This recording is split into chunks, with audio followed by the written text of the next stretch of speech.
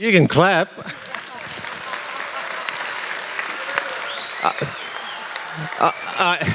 I knew that you wanted to clap, but when you saw Jacinta, you went, "Oh my God!" You know, oh my God.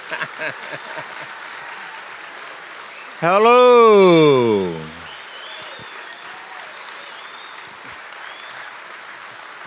It's great to see you all here.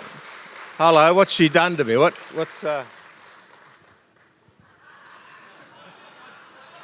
What's it say? Vote no. Who's going to vote no? Good on yous. Great Australians. Good on yous. Anyway. What? I just want to, can everyone please put their hands together for this wonderful bloke, Warren Mundine. And thank you for all being here today. I hope they recorded that. That's the first time I think she said it. Yeah. Anyway, it's great to have you all here. This is this is part of the journey for CPAC in regard to how we make this organisation, this conference, the centre for Australians in regard to driving forward in our universal rights, our rights as human beings. We are all God's creatures. We are all equal in God's face.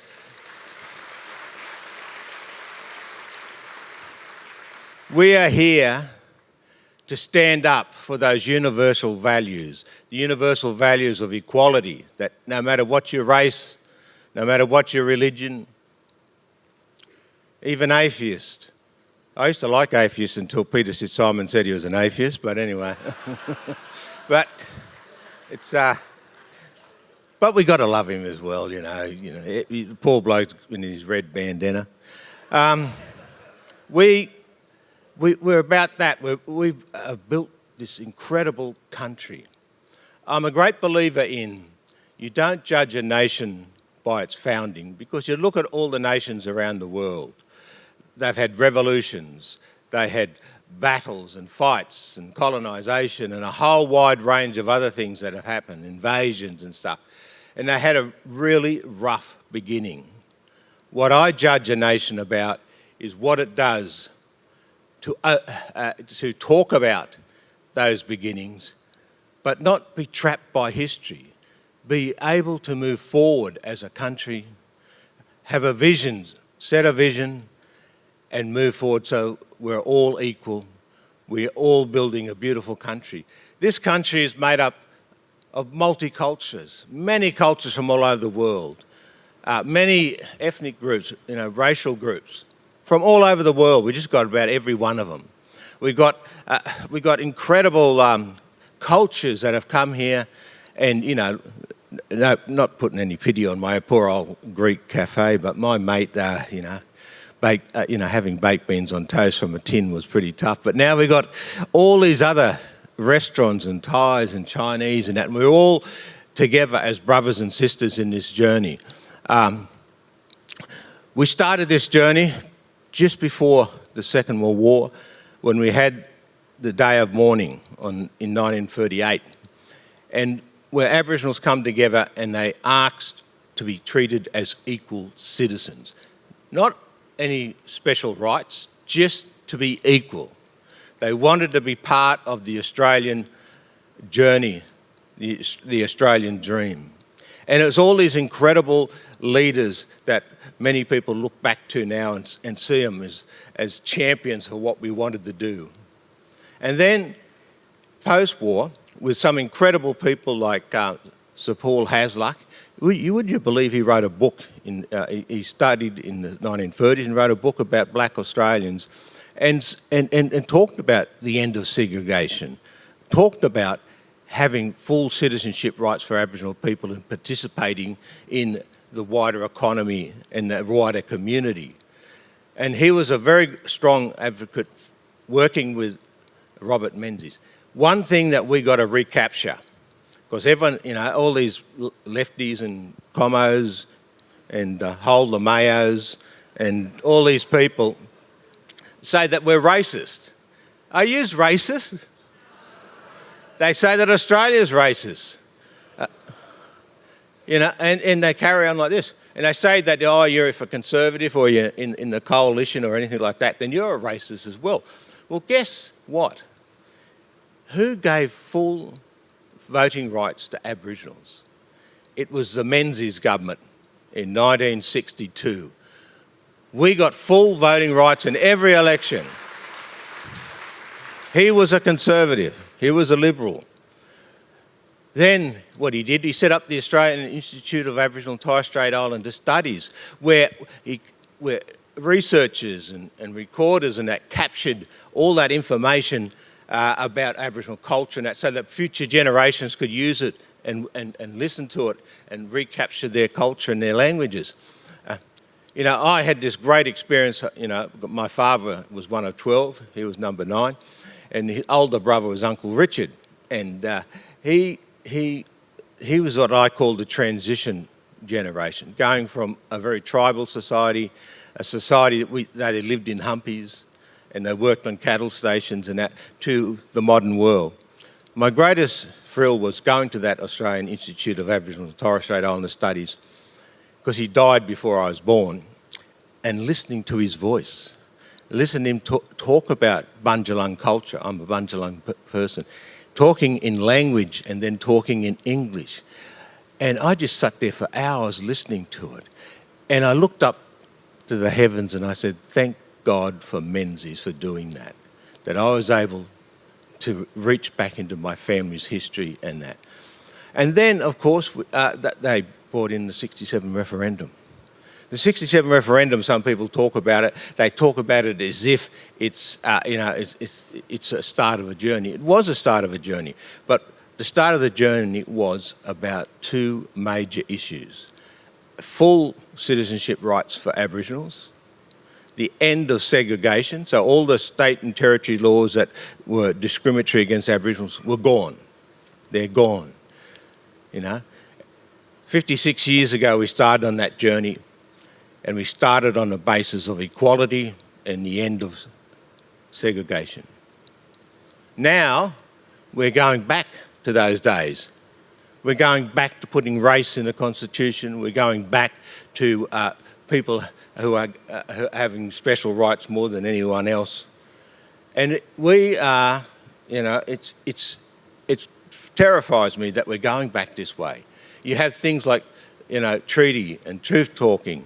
Truth talking scares me a lot, because they're going to put a bill before Parliament in regard to misinformation and disinformation. So what's that? Every cornerstone of any freedom-loving, liberty, democracy is free speech. The right to have free speech. And here they are, trying to put a bill through. They tried it in the previous Labor government, and they tried to, put a muzzle on the media. If we don't have free speech, we don't have democracy. It's as simple as that. And this is what CPAC's about. It's about free speech. It's about equality. Everyone treated the same under the rule of law. Our tremendous institutions that have been able to be made this great country. Our culture as Australians, we like to take the... I hope that no people... Anyone who doesn't like a bit of a swear word, put your fingers in your ear now. Trigger warning. Is that, we take the piss out of each other. We have a great fun laughing about each other and not taking ourselves serious, They want to stop these things. So, this is the big concern that I have. They're the biggest worry. And of course, the myths and lies within the Yes campaign.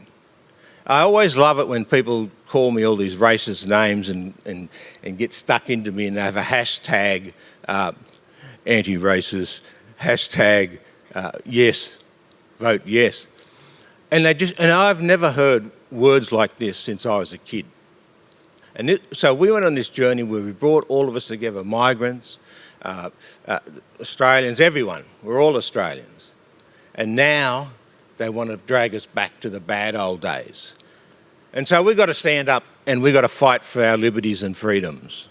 We've got to stand up and fight for free speech, free enterprise. We've got to stand up for every Australian, whether they just got naturalised or they've been here 60,000 years, that they all have the opportunities.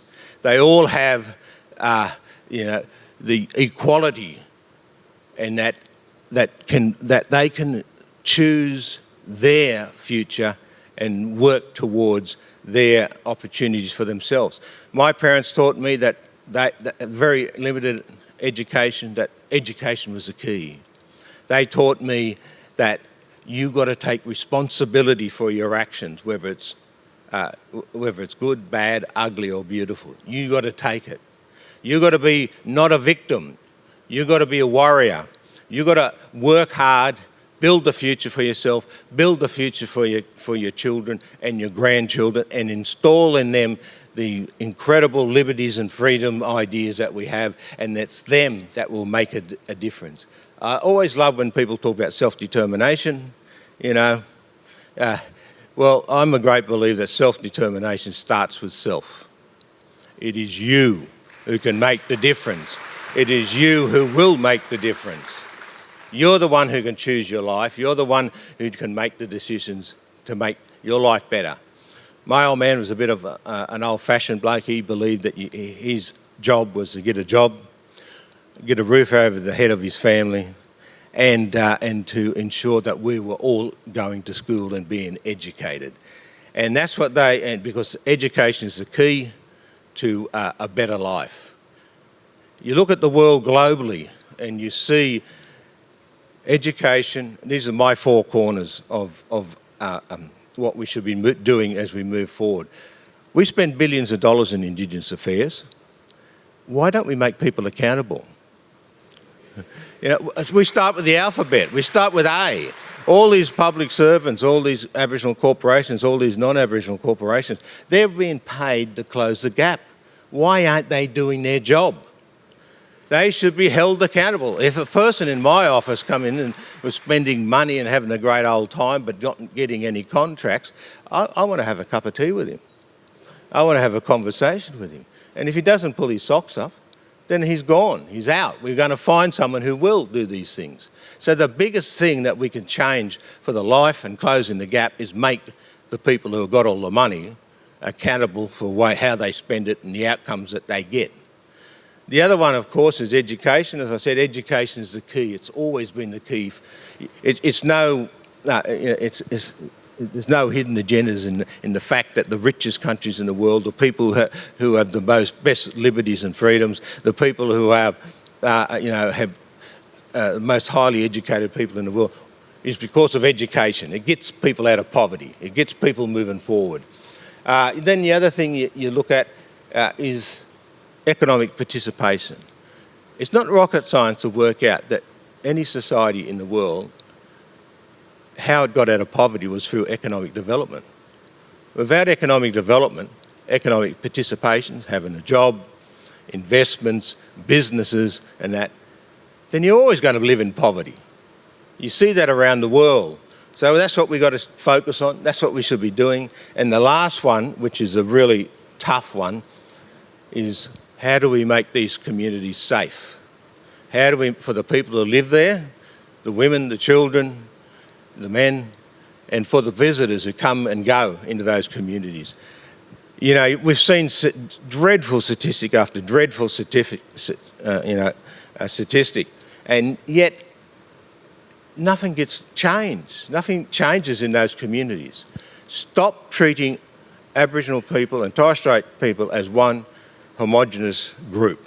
People like myself, we don't need help. I'm not going to complain if the government gives me money, but I don't need help. Noel Pearson doesn't need help. Marcia Langton doesn't need help. Megan Davis doesn't need help. But there are people in regional and remote Australia who are struggling. And guess what? They're black, white, green, pink, yellow, every colour under the rainbow and every race under the rainbow.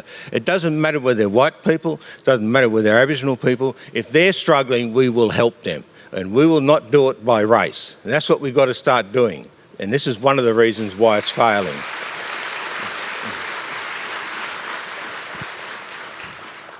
And I'll finish up in talking about some of the most important things about how you create that society. And how you create that society is through those universal truths that we are all God's children, we are all brothers and sisters, no matter what race, what culture, or who we are. And we've done a fantastic job in Australia. You look at France, you look at the United States, we don't have the riots. Every now and again we might have a punch-up and a bit of a bloody nose.